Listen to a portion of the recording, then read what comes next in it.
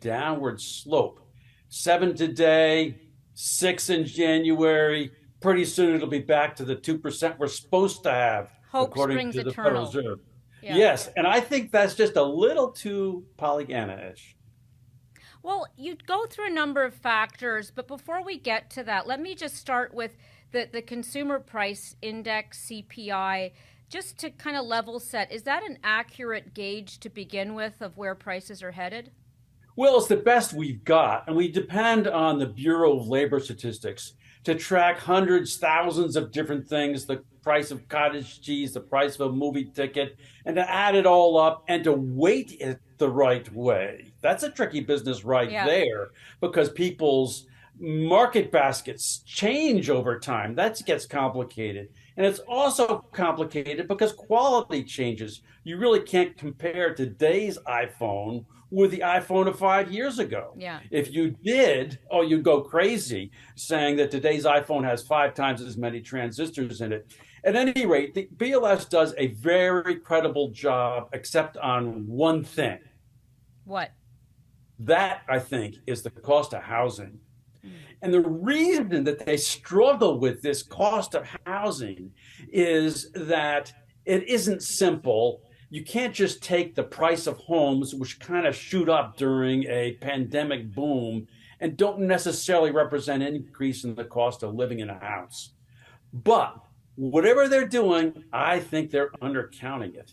And I think this is going to catch up with them. And when it does, we're going to see an upward push in the CPI. So right now, something that's called owner equivalent rent. That sounds Yeah. very abstract, but that's 30% of the CPI.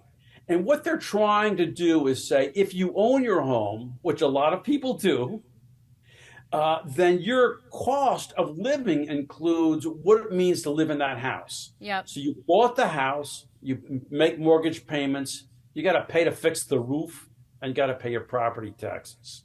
How do you add all that up? And the BLS, the Bureau of Labor Statistics, has struggled with this for decades. They used to do it totally wrong. They used to look at mortgage payments when that number gets all screwed up because of the way interest rates change. Right. And the new system, I don't think is a whole lot better. The new system extrapolates from what happens to rental properties, which I think are totally different. And so that's one of the factors you look at as to where inflation is likely to be. Talk about some of the others. You mentioned iPhone, of course, that takes us straight to China. Oh, yes, China. Now, we've had a very happy 21st century so far with prices, at least until a year ago. And one of the reasons we had happy stories and low inflation is that China was doing such a good job of dumping cheap manufactured goods on us. Umbrellas, iPhones, whatever it is, it always says made in China. And it was made in China by low-cost labor. Well, I think some of that good news is over. It could even reverse itself in the next decade. Let's just look at some of the reasons for that. You know that China is struggling with COVID and its lockdowns. They're trying to unlock down, but it's still a mess. The factories aren't really working very well. That's just one thing. And another thing, I think, is that the country is on the verge of running out of really cheap labor. There was a migration of people from very poor rural areas into city factories, and they came in and accepted low wages. Well, China has outgrown that stage of growth. China is not a point where all those people want to be in the middle class and they want middle class wages. So we're still going to get goods manufactured in China, but they aren't going to be a screaming bargain anymore.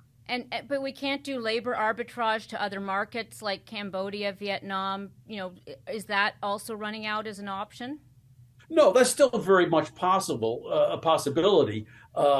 Vietnam is obviously going to be a good place for us to get apparel, where it used to come from China. This is all part of a progression.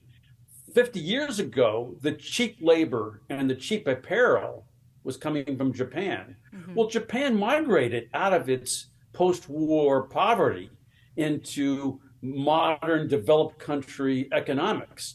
So Japan can't cheaply make shorts anymore. That had to go to China, and now China's not doing it. Maybe it goes to Vietnam. but the whole world is becoming more prosperous. So I don't think we have quite the same beneficial impact from cheap labor displacing American labor. We just don't get that benefit. It's going to go sideways. Right. And do you think the political tensions between China and the US, Xi Jinping and now the Biden administration, is that also a factor in terms of costs? Ocrolus Detect identifies tampering to keep your lending business safe. Our massive dataset and unique machine learning technology detect malicious tampering invisible to the naked eye. The dashboard shows all the loans with fraud signals detected. We see signs of editing software and tampering to key fields. The visualizer shows.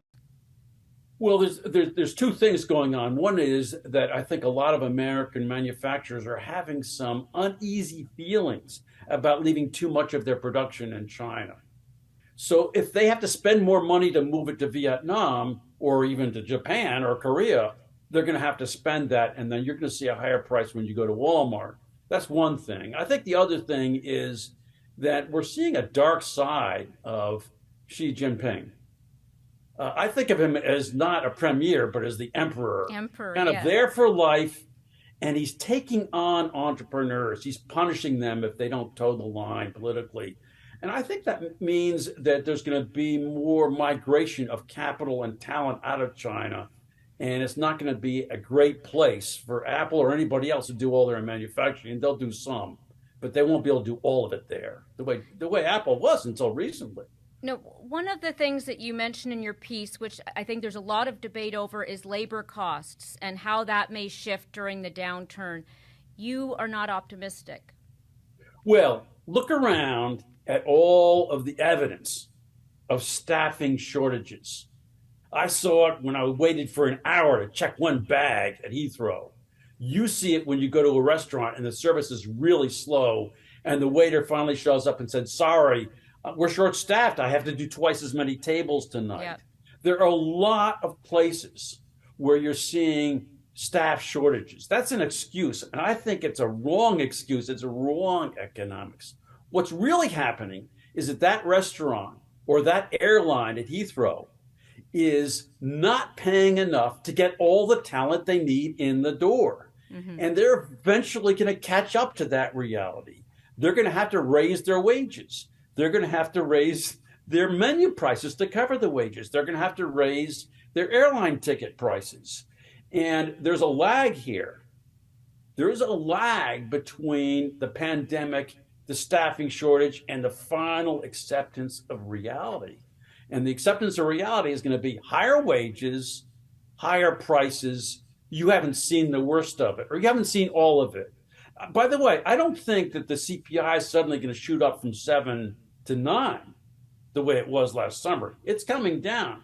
I just don't think it's coming down nearly as fast as almost everybody else seems to think it's going to come down. And the consequence here, and you do refer to sort of the history lessons, the consequence is that the bond market is not sufficiently pricing reality. So the danger is really for the retail investor. Is that correct? Well, everybody who's saving for retirement, do you have any money in bonds, Diane? You probably do. Look at your 401k. It probably has bonds in it. I have bonds. They're a safety feature. You don't want to put all your money in the stock market, which could crash tomorrow. But here's the downside. When you buy bonds, you're getting fairly crummy yields. Mm-hmm. The yields on high quality bonds like US Treasuries are now 3 to 4%. Well, inflation is already 7, right? Now it's going to come down. But what if it only comes down to 5? And you've got this 4% bond in your retirement. What are you really earning? You're really earning -1. Right. And so the moral here, I guess, is the CPI is not going to come down as fast as you think it is. It's not going to come down as fast as the bond market thinks it will.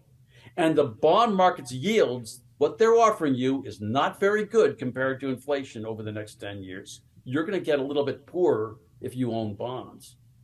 Any advice? You know, obviously balance is one thing, but even in terms of what to look at as signals, you mentioned like the Fed, of course, everybody looks at that for signaling for the economy. Anything that you're looking at in particular for 2023 that we should keep our eye on to just, right size expectations? Well, I mean, I start by looking at two treasury yields, and you can go online and under the US Treasury Department and find these very quickly. If you look at the regular nominal bond yield, it's, as I say, it's around 3 to 4% for longer term bonds. Then you can scroll down and you could look at what do you get if you have inflation protection. And right now it's around 1.3 to 1.5% yield.